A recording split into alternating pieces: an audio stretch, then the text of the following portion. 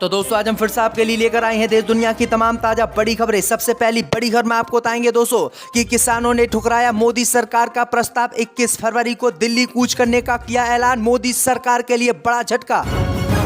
उत्तर प्रदेश बिहार के बाद अब महाराष्ट्र से भी लोकसभा चुनाव लड़ेगी ओवैसी की पार्टी AIM। ओवैसी ने किया ऐलान, 10 सीटों पर उतारेंगे उम्मीदवार।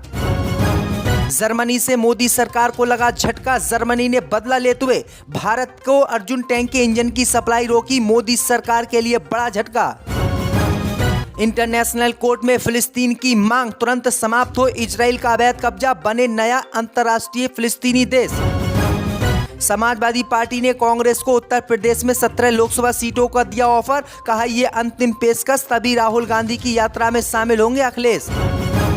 किसान संगठनों ने ठुकराया मोदी सरकार का प्रस्ताव, सरकार से की 23 फसलों पर MSP लागू करने की डिमांड, 2 दिन का दिया है समय। जम्मू कश्मीर में आफत में कश्मीरी पंडितों की जान, मोदी के दौरे से पहले वायरल हुए फोन नंबर, सरहद पार से मिल रही हैं जान से मारने की धमकियां, जान बचाने के लिए भाग रहे कश्मीरी पंडित। तो दोस्तों सभी खबरों को आपको एक एक कर बताने वाले हैं, वीडियो को लाइक कर चैनल को सब्सक्राइब कर दें। इसी बीच पर तो दोस्तों अगली खबर की ओर, तो किसानों ने ठुकराया मोदी सरकार का प्रस्ताव, 21 फरवरी को दिल्ली कूच का किया ऐलान, मोदी सरकार के लिए झटका। दोस्तों आपको बता दें कि MSP पर कानूनी गारंटी की मांग को लेकर प्रदर्शन कर रहे किसानों ने मोदी सरकार के प्रस्ताव को ठुकरा दिया है। किसानों ने मोदी सरकार को झटका देते हुए सख्त रवैया अपना लिया है। इसी बीच किसान और सरकार के बीच जो चौथे दौर की बातचीत चंडीगढ़ में हुई थी, वो बातचीत बेनतीजा निकली और किसानों ने मोदी सरकार की बात मानने से इनकार कर दिया। किसानों ने मोदी सरकार के प्रस्ताव को ठुकराते हुए 20 और 21 फरवरी को दिल्ली कूच का ऐलान कर दिया, जो मोदी सरकार के लिए बड़ा झटका माना जा रहा है। प्रदर्शनकारी किसानों ने कहा कि सरकार अपने प्रस्ताव के जरिए सिर्फ हरियाणा और पंजाब के किसानों को साधना चाहती है, जबकि आंदोलन देश भर के किसानों के लिए अनेक फसलों के लिए हो रहा है। वहीं धान पर सरकार MSP देने को तैयार है, मगर पैदावार अपने हिसाब से करवाना चाहती है। यह प्रस्ताव किसानों को मंजूर नहीं है। इसी बात की जानकारी भारतीय किसान यूनियन के नेता जय सिंह ने दी है। अब किसानों ने सरकार को 20 फरवरी तक का समय दिया है और 20 फरवरी तक अगर मोदी सरकार ने किसानों की सभी मांगे नहीं मानी तो 21 फरवरी को किसान दिल्ली कूच करेंगे, जो मोदी सरकार के लिए बड़ा झटका माना जा रहा है। किसान अब मोदी सरकार की बखिया उखड़ने वाले हैं। तो दोस्तों अगली खबर की ओर, तो यूपी बिहार के बाद अब महाराष्ट्र से भी लोकसभा चुनाव लड़ेगी ओवैसी की पार्टी AIM ने किया ऐलान। दोस्तों आपको बता दें कि उत्तर प्रदेश और बिहार में हाथ आजमाने के बाद अब असदुद्दीन ओवैसी की पार्टी AIM ने लोकसभा चुनाव महाराष्ट्र में भी लड़ने का ऐलान किया है। ओवैसी ने सोमवार को कहा कि उनकी पार्टी मुंबई से आगामी लोकसभा चुनाव लड़ने के लिए अपने सांसद इम्तियाज जलील के प्रस्ताव पर विचार करेगी। ओवैसी ने मध्य महाराष्ट्र के छत्रपति संभाजी नगर में पत्रकारों से बातचीत के दौरान ये टिप्पणी की है। उन्होंने कहा कि हमें धर्मनिरपेक्ष होने का दावा करने वाले राजनीतिक दलों से बहुत डर लगता है। असदुद्दीन ओवैसी ने कहा कि बीजेपी कांग्रेस कितना भी हमसे मना करे कि वो महाराष्ट्र में लोकसभा चुनाव नहीं लड़े, लेकिन हमारी पार्टी लड़ेगी और लगभग 10 सीटों पर अपने उम्मीदवार उतारेगी। तो ये बड़ी अपडेट आई दोस्तों कि महाराष्ट्र में भी ओवैसी की पार्टी ने लोकसभा चुनाव लड़ने का ऐलान कर दिया है, जो बीजेपी कांग्रेस और अन्य पार्टियों के लिए बड़ा मुश्किल काम माना जा रहा है। पर तो दोस्तों अगली खबर की ओर, तो जर्मनी से मोदी सरकार को लगा झटका, जर्मनी ने रोकी भारत को अर्जुन टैंक के इंजन की सप्लाई।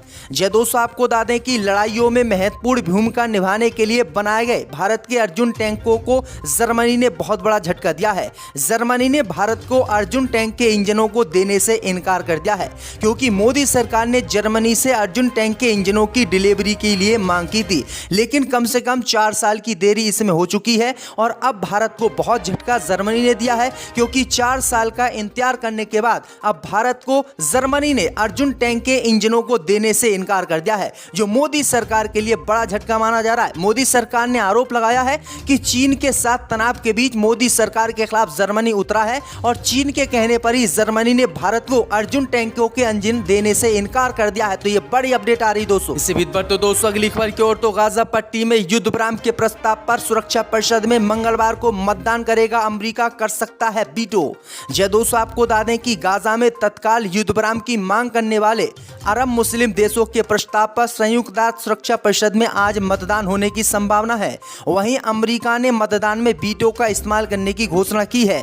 दरअसल आपको बता दें कि अरब प्रतिनिधित्व अल जजीरा ने मसौदा प्रस्ताव को अंतिम रूप दिया था, जिस पर परिषद में बैठक की जानी है। वहीं आपको बता दें कि बैठक से पहले ही अमेरिका ने ऐलान कर दिया है कि वह गाजा पट्टी में सुरक्षा परिषद के युद्ध विराम के प्रस्ताव पर वीटो करेगा और गाजा पट्टी में इजराइल का साथ देगा। तो ये बड़ी अपडेट आ रही दोस्तों कि अमेरिका एक तरफ तो फिलिस्तीनियों की बात कर रहा है, लेकिन दूसरी तरफ उनके खिलाफ वोट कर रहा है। इसी बीच पर तो दोस्तों अगली खबर की ओर, तो सपा ने अब कांग्रेस को यूपी में 17 लोकसभा सीटें देने का किया ऑफर। कहा यह है अंतिम फैसला, वरना अकेले लड़ेंगे चुनाव। दोस्तों आपको बता दें कि इंडिया गठबंधन की अंतिम आस यूपी में लोकसभा सीटों की सौदेबाजी अब अंतिम दौर में है। सपा ने कांग्रेस से गठबंधन बनाए रखने के लिए 17 सीटों को ऑफर दिया है। इसके साथ ही समाजवादी पार्टी ने कहा है कि ये अंतिम पेशकश है। अगर कांग्रेस पार्टी उनकी इस बात को मान लेती है तभी उनके साथ गठबंधन होगा, वरना समाजवादी पार्टी उत्तर प्रदेश में लोकसभा चुनाव अकेले लड़ेगी। समाजवादी पार्टी ने चेतावनी भी दी है कि अगर कल तक कांग्रेस ने सपा के ऑफर को मान लिया तभी अखिलेश यादव का न्याय यात्रा में शामिल होने का मार्ग प्रस्ताव होगा। अगर कांग्रेस पार्टी ने अखिलेश यादव के इस प्रस्ताव को नहीं माना तो लोकसभा चुनाव को देखते हुए अखिलेश यादव राहुल गांधी के साथ भारत जोड़ो न्याय यात्रा में शामिल नहीं होंगे। तो ये बड़ी अपडेट आ रही है पर तो दोस्तों अगली खबर की ओर, तो इंटरनेशनल कोर्ट से इजराइल को लग सकता है झटका। इंटरनेशनल कोर्ट में फिलिस्तीन ने की मांग, तुरंत समाप्त हो इजराइल का अवैध कब्जा।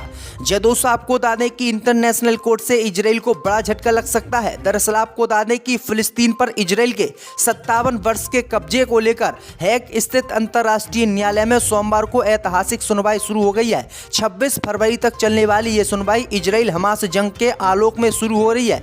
सोमवार के सत्र की शुरुआत फिलिस्तीनी प्रतिनिधित्व के रूप में विदेश मंत्री रियाद अल मलिकी के वाक्यों से हुई है। उन्होंने मांग की है कि फिलिस्तीन पर इजराइल का अवैध कब्जा है और ये अवैध कब्जा तुरंत समाप्त होना चाहिए। फिलिस्तीन के विदेश मंत्री ने इजराइल पर रंग भेद का आरोप लगाया है और कहा है कि दो राष्ट्र के भविष्य के जीवित रहने की किसी भी उम्मीद के लिए इजराइल का अवैध कब्जा खत्म होना चाहिए। इजराइल को तत्काल फिलिस्तीन से कब्जा खत्म करना चाहिए और फिलिस्तीन एक अलग स्वतंत्र देश बने। तो ये बड़ी अपडेट आई दोस्तों कि इंटरनेशनल कोर्ट में फिलिस्तीन ने ये बड़ी मांग कर दी है, जिससे इजराइल के होश उड़ गए हैं। इसी बीच पर तो दोस्तों अगली खबर की ओर, तो किसान संगठनों ने ठुकराया मोदी सरकार का प्रस्ताव। 26 फसलों पर एमएसपी की कर दी मांग।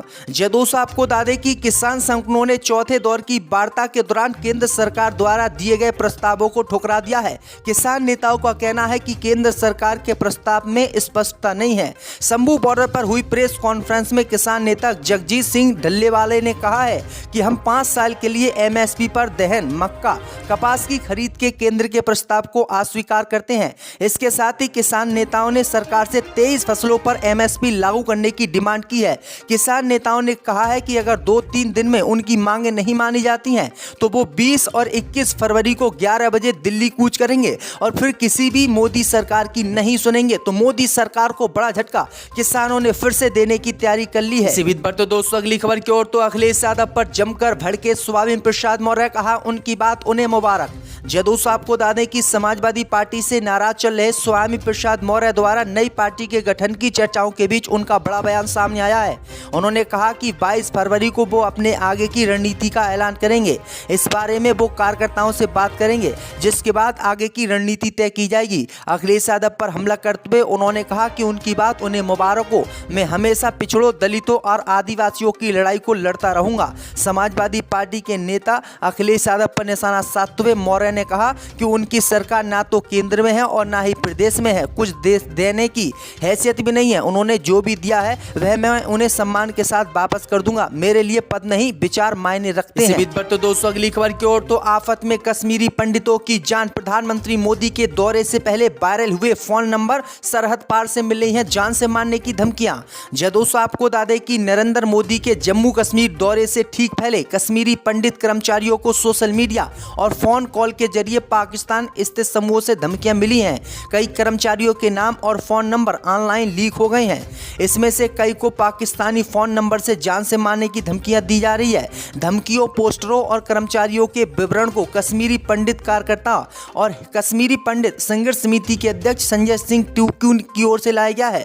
उन्होंने बताया है कि आतंकवादी समूह उन्हें चुनौती देते हुए दावा कर रहे हैं कि अगर वो बीजेपी के साथ गए या बीजेपी की उन्होंने बात मानी तो उनको आने वाले समय में मौत के घाट उतार दिया जाएगा। तो ये बड़ी अपडेट आई दोस्तों कि मोदी के दौरे से पहले कश्मीरी पंडितों की जान खतरे में है और उनकी कभी भी हत्या हो सकती है, क्योंकि मोदी सरकार उनकी हत्या रोकने में कई बार विफल भी रही है। इसी बीच बढ़ते दोस्तों अगली खबर की ओर, तो केंद्र की मोदी सरकार पर दबाव बनाने के लिए पंजाब में बीजेपी नेताओं के आवास का घेराव करेंगे किसान।